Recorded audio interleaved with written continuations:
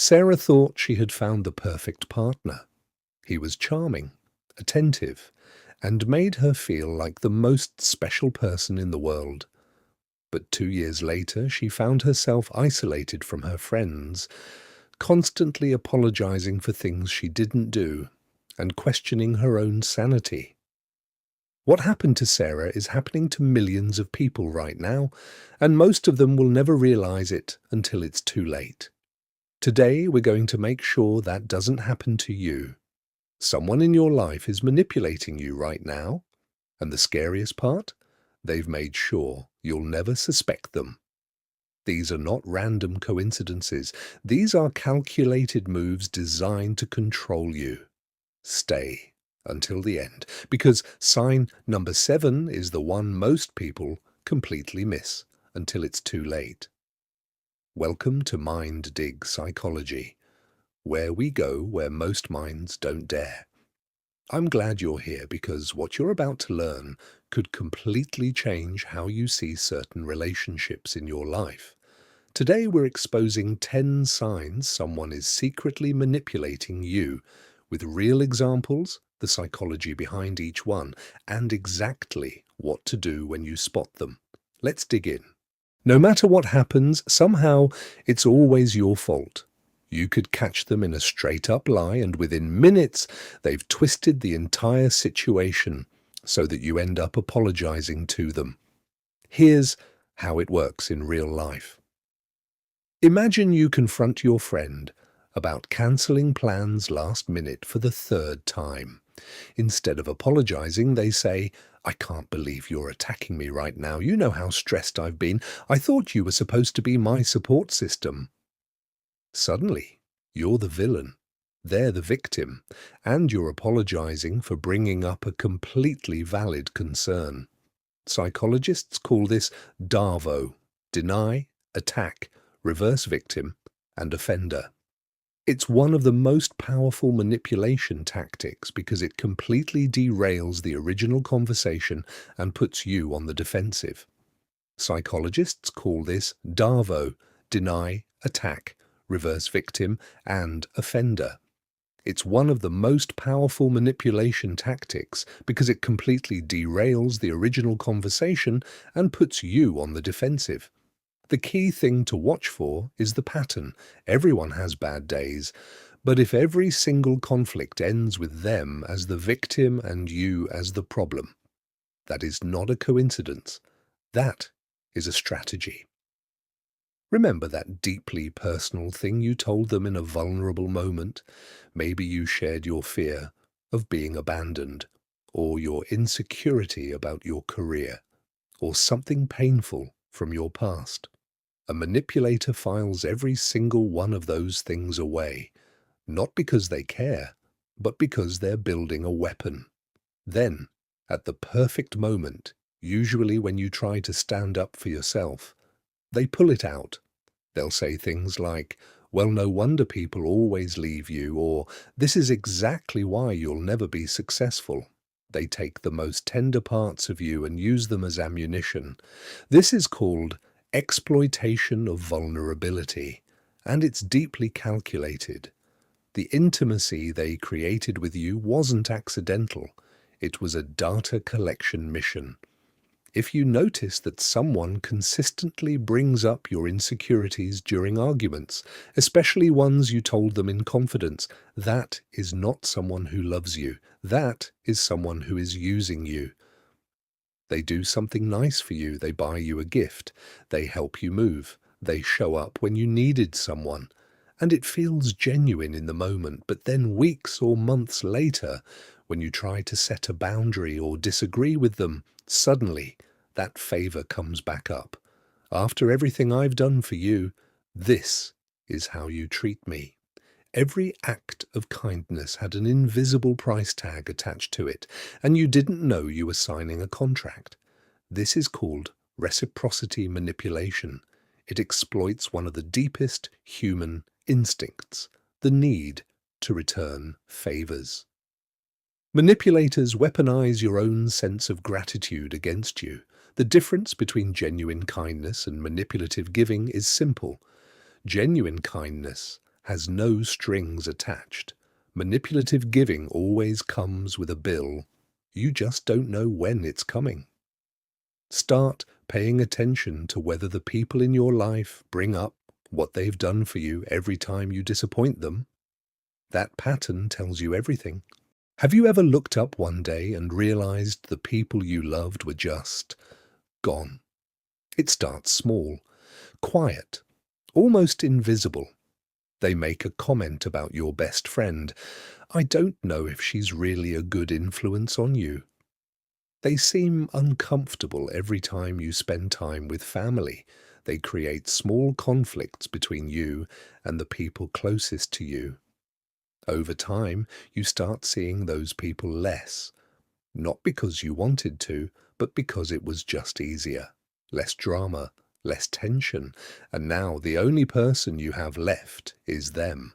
This is exactly what they wanted, because isolated people are dependent people, and dependent people are controllable people. Research on coercive control shows that isolation is one of the first and most consistent tactics used by manipulative partners and even manipulative friends. If someone in your life consistently pulls you away from people who love you, pay very close attention. Healthy relationships bring more people into your life. They don't quietly remove them. You clearly remember the conversation, you remember exactly what was said, where you were standing, how it made you feel, but they look you dead in the eye and say, "That never happened. You're imagining things." This is gaslighting. And it is one of the most psychologically damaging forms of manipulation that exists. Over time, when someone consistently tells you that your memory is wrong, your feelings are irrational, and your perception can't be trusted, you start to believe them. You stop trusting your own mind. You start checking with them before you trust your own reality. The term gaslighting comes from a 1944 film where a husband manipulates his wife into thinking she's going insane by secretly dimming the gas lights in their home and then denying that anything changed. The signs are clear. If someone regularly tells you that you're too sensitive, that things didn't happen the way you remember, or that you're crazy for feeling the way you feel, that is not love. That is psychological warfare. One day, they're warm, affectionate, and make you feel like you are everything to them. The next day, they're cold, distant, and barely acknowledge your existence for absolutely no reason you can identify. And so you spend your mental energy trying to figure out what you did wrong, trying to get back to the warm version of them, adjusting your behavior, walking on eggshells. This is called intermittent reinforcement. And it is the same psychological mechanism that makes gambling addictive. When rewards are unpredictable, sometimes you get warmth, sometimes you get cold. The brain becomes obsessed with chasing the reward. It actually creates a trauma bond that is incredibly difficult to break. Psychologists have found that intermittent reinforcement creates stronger behavioral patterns than consistent rewards, meaning the hot and cold treatment actually makes you more attached, not less. This is not an accident. The emotional unpredictability is the mechanism of control, and recognizing it is the first step to breaking free from it. Ask them a straight question. You'll never get a straight answer. Did you talk to my friend behind my back? Why would you even ask me something like that? Do you not trust me? Are you upset with me? I'm fine. Do whatever you want. What do you actually want from this relationship? I don't know why you always have to make things so complicated. Every direct question gets deflected, redirected, or turned back on you. And you walk away from the conversation more confused than when you started. This is intentional. Clarity gives you power. Confusion keeps you dependent on them for information and validation. Psychologists call this strategic ambiguity. By never committing to a clear answer, they maintain plausible deniability. They can never be pinned down. Never held accountable. This is the sign most people miss, because it feels like poor communication. But there is a difference between someone who struggles to communicate and someone who deliberately avoids it. Pay attention to whether the vagueness only happens when they could be held accountable. You did everything they asked.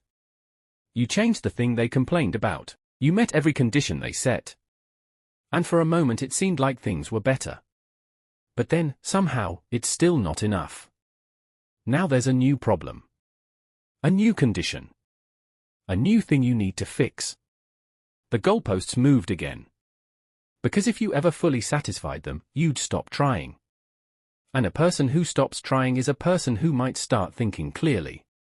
The moving goalposts ensure you stay focused on fixing yourself rather than questioning them. The pattern to watch for is this: does this person ever stay satisfied? Is there ever a moment where you've done enough? If the answer is consistently no, the problem is not your performance. The problem is the game is rigged. Every time you try to assert yourself, suddenly everything becomes about how much you've hurt them. You try to cancel plans. I guess I just don't matter to you. You set a boundary: after everything I've sacrificed for you, this is what I get.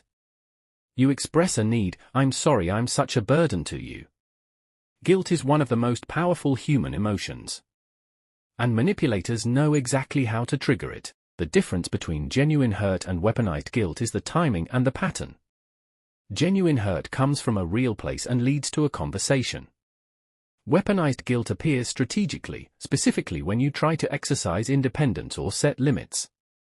If someone consistently makes you feel guilty for having needs, setting boundaries, or taking care of yourself, your guilt is being used as a leash.